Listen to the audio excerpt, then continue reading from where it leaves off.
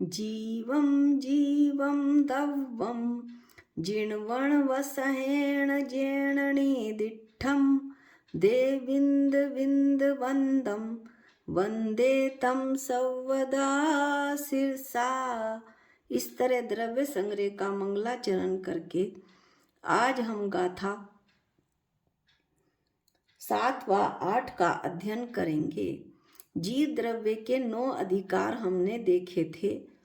उसमें से हमने जीव के 9 अधिकार जीवत्व अधिकार, उपयोग अधिकार, आमूर्तिक अधिकार, कर्तृत्व अधिकार, सवदय परिमाण अधिकार, भोक्तत्व अधिकार, संसारित्व अधिकार, सिद्धत्व अधिकार और ऊर्ध्वगमनत्व अधिकार। इस जीव के 9 अधिकारों में से हमने जीवत्व अधिकार और उपयोग अधिकार की चर्चा कर ली थी। इसके बाद आज जो हम गाथा का अध्ययन करेंगे वो जीव के आमूर्तिक अधिकार का अध्ययन करेंगे। जीव का मूर्तिक और आमूर्तिक रूप। गाथा पढ़ते हैं। वर्ण रस पंच गंधा 2 फासा 8 निक्षया जीवे णो संति आमुत्ति तदो व्यवहारा मुत्ति बंधा दो निक्षया निश्चय नैसे जीवे जीव में पंच वर्ण रस 2 गंधा 8 फासा 5 वर्ण 5 रस 2 गंध 8 स्पर्श णो नहीं संति हैं तदो इसलिए आमुत्ति जीव आमूर्तिक है। व्यवहारा व्यवहार न से बंधा दो कर्म बंध होने के कारण मुत्ति जीव मूर्तिक है। इसका भावार्थ यह हुआ कि निश्चय न से 5 वर्ण 5 रस 2 गंध और 8 प्रकार के स्पर्श, इस तरह पुद्गल के ये 20 गुण ये निश्चय से जीव में नहीं हैं, इसलिए वह आमूर्तिक है। परंतु व्यवहार न से कर्म बंध होने की अपेक्षा वह मूर्तिक है। इस गाथा में आई हुई कुछ परिभाषाओं का अध्ययन करते हैं। मूर्तिक जिसमें स्पर्श रस गंध व वर्ण पाए जाते हैं उसे मूर्तिक कहते हैं। आमूर्तिक जिसमें स्पर्श रस गंध और वर्ण नहीं होते उसे आमूर्तिक कहते हैं। जीव मूर्तिक और आमूर्तिक कैसे है? संसारी जीव व्यवहार न से मूर्तिक है क्योंकि वह अनादिकाल से कर्मबंध से सहित है। कर्म पुद्गल हैं और पुद्गल मूर्तिक हैं। मूर्तिक पुद्गल के संबंध होने से आत्मा को भी मूर्तिक कहा जाता है, लेकिन निश्चय न से जीव आमूर्तिक है। क्यों? क्योंकि उसमें स्पर्श रस गंध वर्ण नहीं है। सिद्ध भगवान इसका दृष्टांत हैं। सिद्ध भगवान की आत्मा आमूर्तिक है क्योंकि उनकी आत्मा पुद्गल कर्म बंध से रहित हो गई है। इस तरह से हमने गाथा 7 का अध्ययन किया। अब हम गाथा 8 में कर्ता अधिकार का वर्णन करते हैं।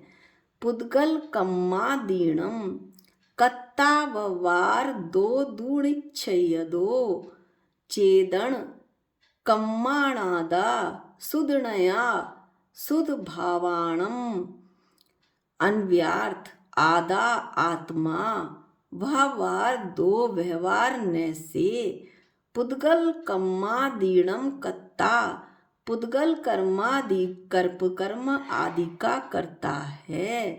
निश्चयदो अशुद्ध निश्चय न से चेदन कम्माण चेतन कर्मों का करता है और अशुद्ध निश्चय न से चेतन कर्मों का करता है। शुद्ध नणया शुद्ध निश्चय न से शुद्ध भावाणम शुद्ध भावों का करता है। भावार्थ ये हुआ कि जीव व्यवहार न से ज्ञानावरणादिक पुद्गल कर्मों का इसी प्रकार औदारिक शरीर आदि 9 कर्मों का करता है। अशुद्ध निश्चय न से राग देश आदि भाव कर्म का और शुद्ध निश्चय न से शुद्ध दर्शन, केवल दर्शन, शुद्ध ज्ञान, केवल ज्ञान आदि भावों का करता है। इस प्रकार इस गाथा में 3 न से जीव को कर्ता बता दिया गया है। अब हम इसको थोड़ा विस्तार से देखेंगे। कर्ता, कर्ता कौन? जो स्वतंत्र रूप से स्वाधीनता से अपने परिणमन को करे, वह कर्ता कहलाता है। अब यह 3 न से जीव कर्ता कैसे हो गया, इसका भी हम वर्णन करते हैं।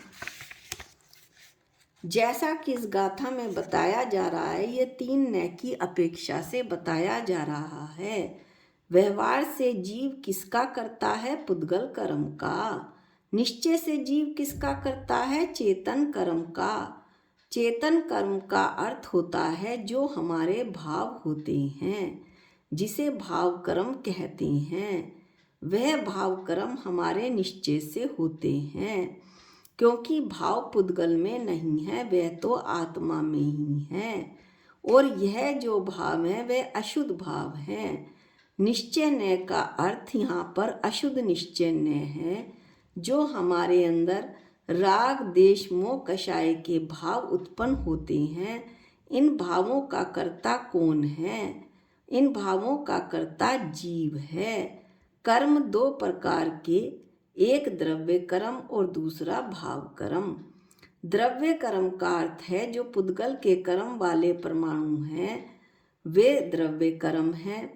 और उससे, उनके निमित्त से, जो पुद्गल कर्मों के निमित्त से हमारे अंदर जो भाव उत्पन्न होते हैं राग, देश, मोह के, वे भाव कर्म हैं।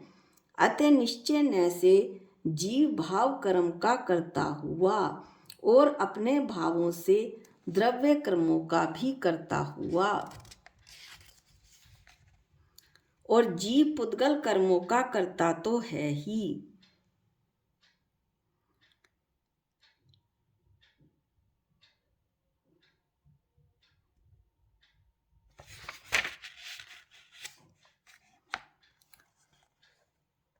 यहाँ पर कहा गया है कि शुद्ध न से हम शुद्ध भावों के कर्ता हैं, अर्थात कर्म के बिना होने वाले, जो राग आदि के बिना होने वाले शुद्ध भाव उत्पन्न होंगे, उन भावों का कर्ता शुद्ध न की अपेक्षा से जीव कहलाएगा।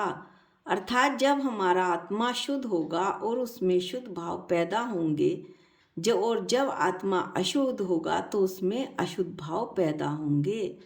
अशुद्ध दशा में तो वह अशुद्ध भावों का कर्ता होगा और शुद्ध दशा में वह शुद्ध भावों का कर्ता होगा। लेकिन कर्ता तो एक ही है, मेरी आत्मा। इसलिए एक ही आत्मा में जब जैसा भाव घटित होगा, तब उस अपेक्षा से वह वैसा ही कहलाएगा। एक दृष्टांत लेते हैं। हम मान लीजिए हम एक लड्डू बना रहे हैं, आटा भी बढ़िया है, अब उसमें बिना कुछ मिलाए क्या लड्डू बन जाएगा? उसमें कुछ तो घी या अन्य कोई तरल पदार्थ चाहिए, तभी तो लड्डू बनेगा। घी भी लड्डू बनने का कर्ता हुआ और आटा भी लड्डू बनने का कर्ता हुआ, और हम भी लड्डू बना रहे हैं तो हम भी लड्डू बनाने के कर्ता हुए। इस प्रकार से 3 कर्ता हो गए। इस तरह हम कह सकते हैं जब कोई भी काम होता है तो उसका कर्ता अलग अलग अपेक्षाओं से अलग अलग है। इसलिए ये 3 भाव बताए गए हैं, 3 बातें बताई गई हैं। हमारे अंदर भाव आ रहे हैं तो हम भाव के भी कर्ता हैं। द्रव्य कर्म का बंध हो रहा है, उसके भी हम कर्ता हैं। और जब ये छूट जाएंगे, शुद्ध भाव आ जाएंगे, तो उसके भी हम कर्ता हैं। इस तरह से इसमें हम 3 तरह से जीव को कर्ता बतलाया है। एक तो फिर से एक बार देखते हैं। जीव व्यवहार न से पुद्गल कर्मों का करता है, द्रव्य कर्मों का करता है, ज्ञानावर्ण आदि द्रव्य कर्मों का करता है। अशुद्ध निश्चय न से राग, देश आदि भाव कर्म का करता है। और शुद्ध निश्चय न से शुद्ध दर्शन यानी केवल दर्शन और शुद्ध ज्ञान केवल ज्ञान आदि भावों का करता है। इस तरह यहाँ पर कर्ता अधिकार का वर्णन पूर्ण हुआ। अगली गाथा में हम जीव के भोक्तापन का वर्णन करेंगे कि कैसे जीव व्यवहार न से और निश्चय न से कैसे जीव किस चीज का करता है। ये हम अगले वीडियो में इसका अध्ययन करेंगे। आज के लिए इतना ही। जा वाणी के ज्ञान से सूझे लोकालोक, जो वाणी मस्तक नमो सदा देत हूँ धोख। हे जिन वाणी भारती तो है जपूं दिन रैन, जो तेरी शरणागते वो पावे सुख चैन। सबको जय जिनेंद्र।